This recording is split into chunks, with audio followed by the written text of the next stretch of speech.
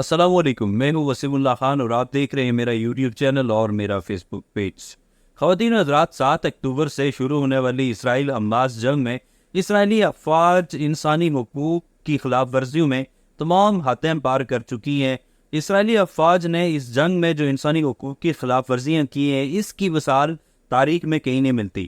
آج ایک نئی خبر سامنے آئی ہے اسرائیلی افواج کی جانب سے فلسطین کے لوگ جن کو حراست میں لیا جا رہا ہے یا جہاں پر بمباری کی جا رہی ہے، ان علاقوں سے بڑی تعداد میں لوٹ مار کرنا شروع کر دی اسرائیلی افواج نے۔ ایک یہ اہم خبر ہے۔ دوسری آج ایک اہم خبر ملی ہے کہ اسرائیل اور حماس کی جو جنگ ہے، اس جنگ بندی کے حوالے سے 3 سٹیپس میں اس جنگ بندی پر عمل کیا جائے گا۔ یہ ایک پلان پیش کیا گیا ہے، اس پر بھی بات کریں گے۔ اور ایک اور اہم خبر ہے کہ آج اسرائیل کی طرف سے بمباری کی گئی ہے جس میں فلسطین اتھارٹی کے ایک سابق منسٹر شہید ہوئے۔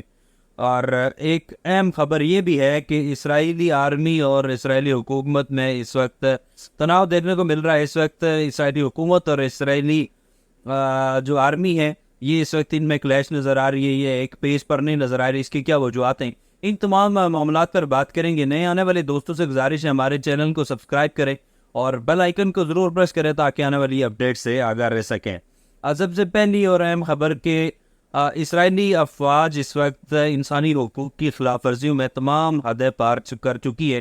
اس جنگ میں اسرائیلی افواج انسانی جسم سے اعضاء تک نکالنے کا ان پر الزام ہے اور وہ نکالنے میں ملوث پائی گئی ہیں۔ اس کے علاوہ نہتے لوگوں پر، بچوں پر، بزرگوں پر تشدد، ان کو برہنہ کر کے ان کے ساتھ نازیبہ حرکات کرنا، اس کے علاوہ جو نہتے لوگ تھے ان پر بمباری کرنا، تمام حدیں اس وقت اسرائیلی افواج پار کر چکی ہیں انسانی حقوق کی خلاف ورزیوں میں۔ آج ایک اہم خبر سامنے آئی ہے کہ اسرائیلی افواج اس وقت فلسطین میں، غزہ میں جتنے بھی لوگ جن کو حراست میں لیا جا رہا ہے، جن کے گھروں میں چھاپے مارے جا رہے ہیں، ان کے گھروں میں ساتھ میں لوٹ مار بھی کی جا رہی ہے۔ گھر کے سارے افراد کو حراست میں لے لیا جاتا ہے اور گھر میں جتنی بھی نقدی، جتنے بھی زیورات اور جتنی بھی قیمتی اشیاء ہوتی ہیں وہ اٹھا لی جاتی ہے، وہ چوری کر لی جاتی ہے۔ اس کے علاوہ جہاں بمباری کی جاتی ہے ان علاقوں میں، اور وہاں سے بھی بڑی تعداد میں جولری، پیسے اور یہ تمام چیزیں اسرائیلی افواج اس وقت چوری کرنے میں ملوث ہے۔ اسرائیلی افواج جو ہے وہ اس دھندے میں لگی ہوئی ہیں اور اسرائیلی حکومت جو ہے وہ ان کو جنگ کے لیے بھیج رہی ہے۔ اسرائیلی حکومت بھی ان کو یہ کہہ رہی ہے کہ آپ محاسبہ کریں، اور اسرائیلی اس وقت جو افواج ہے وہ یہ محاسبہ کر رہی ہے کہ وہ اس وقت لوٹ مار کر رہی ہے۔ یہ بھی ایک بڑی خلاف ورزی انسانی حقوق کی۔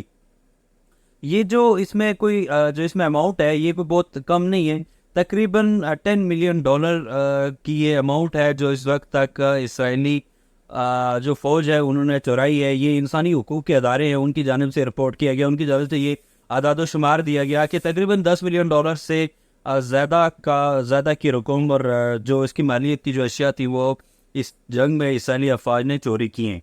دوسری جانب قطر اور مصر کی جانب سے اس جنگ بندی کے حوالے سے ایک اور منصوبہ پیش کیا گیا، ایک اور پلان پیش کیا گیا کہ 3 سٹیپس میں اس جنگ یہ جو سلسلہ ہے جنگ کا، اس کو روکا جائے۔ پہلے سٹیپ میں 15 دن کے لیے عارضی جنگ بندی کی جائے، اور اس عارضی جنگ بندی میں دونوں اسرائیل اور حماس کے جو ہاسٹیجز ہیں، جو زیر حراست لوگ ہیں، ان کا تبادلہ کیا جائے، آپس میں ان کا ایکسچینج کیا جائے۔ اس دوران کسی بھی قسم کی فائرنگ، کسی بھی قسم کی کوئی اس طرح کی کوئی واقعہ نہیں ہوگا، اور 15 دن کے لیے سیز فائر رہے گا، جس کے دوران جو ہاسٹیجز ہے اسرائیل وہ اپنے ہاسٹیجز کے بدلے جو ان کے ساتھ ڈیل کرے گا، حماس کے ساتھ وہ ڈیل کر کے اپنا ہاسٹیجز لے جا سکتا ہے۔ دوسرا جو اس میں مرحلہ ہوگا، دوسرے مرحلے میں، دوسرے سٹیپ میں جو فلسطین اتھارٹی کے لیڈر ہیں، یہ فلسطین کے لیڈرز ہیں، ان کو کنونس کیا جائے گا، ان کو اس بات پر آمادہ کیا جائے گا کہ غزہ میں ایک ٹیکنوکریٹ حکومت قائم کی جائے۔ یہ جو ٹیکنوکریٹ حکومت ہے یہ غزہ میں اور مغربی کنارے پر ہوگی۔ اس کے لیے جو فلسطین اتھارٹی کے جو لیڈرز ہیں، فلسطین کے جو اس سے پہلے کے جو لیڈرز ہیں، ان کو اس بات پر قائل کیا جائے گا۔ اور تیسرے مرحلے میں مکمل جنگ بندی کی جائے گی، اسرائیل اپنی افواج غزہ سے واپس لے کر جائے گا، اور تمام جتنے بھی علاقے جہاں پر اس وقت کشیدگی جاری ہے، جہاں پر اس وقت جنگ کا ماحول ہے، وہ ساری چیزیں بند کر دی جائیں گی اور اس جنگ کو مکمل طور پر بند کر دیا جائے گا۔ یہ پلان اس وقت قطر اور مصر کی جانب سے پیش کیا گیا ہے۔ اس پر ابھی تک حماس کی جانب سے ایک سٹیٹمنٹ آئی ہے، اسرائیل کی جانب سے تو کوئی ہمیں سٹیٹمنٹ نہیں دیکھنے کو ملی، لیکن حماس کی جانب سے یہ سٹیٹمنٹ آئی ہے۔ حماس کے ایک سینئر لیڈر ہے، اسامہ ہمدان، ان کی جانب سے یہ کہا گیا ہے کہ اس معاملے پر ہمیں ایک تحریری مراسلہ موصول ہوا ہے، جس پر ابھی تک ہم نے مصر کی حکومت کو ابھی تک کوئی جواب نہیں دیا۔ اس پر ہم سوچ وچار کر رہے ہیں اور آنے والے دنوں میں اس پر فیصلہ کر کے ان کو جواب دے گا۔ آنے والے دنوں میں یہ کہا جا رہا ہے کہ اس جنگ بندی کے حوالے سے مزید اقدامات اٹھائے جا سکتے ہیں۔ اس وقت حماس کی جو اعلیٰ قیادت ہے وہ بھی اس وقت مصر میں ہے، قاہرہ میں ہے، اور جو دیگر جو اسرائیل کے ذمہ داران ہیں جو جو پیس ڈائلاگ کو دیکھ رہے ہیں، وہ بھی اس وقت قطر میں ہے۔ آج اسرائیل کی جانب سے ایک فضائی حملہ کیا گیا، جس کے نتیجے میں فلسطین اتھارٹی کے ایک سابق منسٹر، ایک سابق وزیر اس میں شہید ہو گئے۔ ان کا نام یوسف سلامہ تھا۔ یہ ان کی عمر 68 ایئرس تھی، اور یہ جو آج یہ اسٹرائک کی گئی، یہ اسرائیل کی جانب سے جو فضائی حملہ کیا گیا، یہ المغازی کیمپ تھا، ریفیوجیز کیمپ تھا۔ اس میں مہاجرین کے کیمپ پر، ریفیوجیز کیمپ پر اسرائیل کی جانب سے پچھلے کئی دنوں سے، پچھلے کئی روز سے یہ حملے مسلسل جاری ہیں، جس میں نہتے اور عام لوگ شہید ہو رہے ہیں، لیکن اس پر عالمی اداروں کی جانب سے خاموشی دیکھنے کو مل رہی ہے۔ عالمی ادارے ایک مذمتی بیان جاری کر کے اس پر خاموش ہو جاتے ہیں۔ اس وقت ایک اہم معاملہ یہ بھی ہے کہ اسرائیلی آرمی اور اسرائیلی حکومت یہ اس وقت دو الگ الگ پیجز پر ہے۔ اسرائیلی جو حکومت ہے وہ جنگ کو کنٹینیو کرنا چاہ رہی ہے، جبکہ جو اسرائیلی آرمی ہے وہ اس جنگ کو ختم کرنا چاہتی ہے۔ اس کی ایک بنیادی وجہ یہ ہے کہ اسرائیل کی آرمی اس وقت پسپا نظر آ رہی ہے۔ اسرائیل کی آرمی حماس کے خلاف اس جنگ میں مکمل طور پر ناکام نظر آ رہی ہے، کیونکہ حماس کا جو زیر زمین سرنگوں کا جو ایک جال ہے وہ بہت کامیاب رہا، اور ابھی تک اسرائیلی آرمی ان تک پہنچنے میں ناکام ہے۔ جتنے بھی ہاسٹیجز ہیں ان کو بازیاب کروانے میں ناکام ہے۔ اسرائیلی آرمی کا کہنا ہے کہ اس جنگ میں کامیابی کے لیے اپنے جو اہداف ہیں، ہمیں جو اس وقت حکومت کی جانب سے جو اہداف کی دیے گئے ہیں یا وزیر اعظم کی جانب سے جو اہداف دیے گئے ہیں، ان کو مکمل کرنے کے لیے ہمیں بہت لمبا وقت درکار ہے۔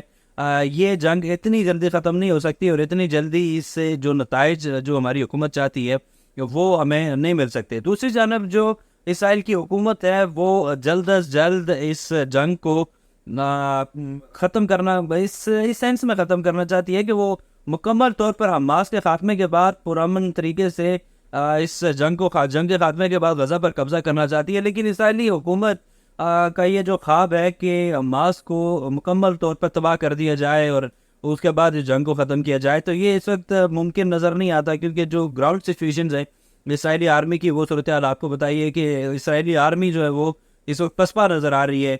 اس حوالے سے گزشتہ دنوں ہم نے دیکھا کہ جو اسرائیلی وزیر اعظم ہیں نیتن یاہو، وہ ایک ہسپتال میں گئے، وہاں پر کچھ فوجی جو جنگ میں زخمی ہوئے وہ زیر علاج تھے، تو ان فوجیوں نے نیتن یاہو سے ملنے سے انکار کر دیا۔ یہ تقریباً 20 کے قریب فوجی تھے، تو انہوں نے عیادت کے لیے آئے، وزیر اعظم سے ملنے سے انکار کر دیا، اور ان میں سے جو بیشتر جو فوجی تھے انہوں نے یہ بھی کہا کہ ان کو جو اسرائیلی وزیر اعظم ہے ان کو ہماری وارڈ میں، ہمارے روم میں ہی نہ لایا جائے۔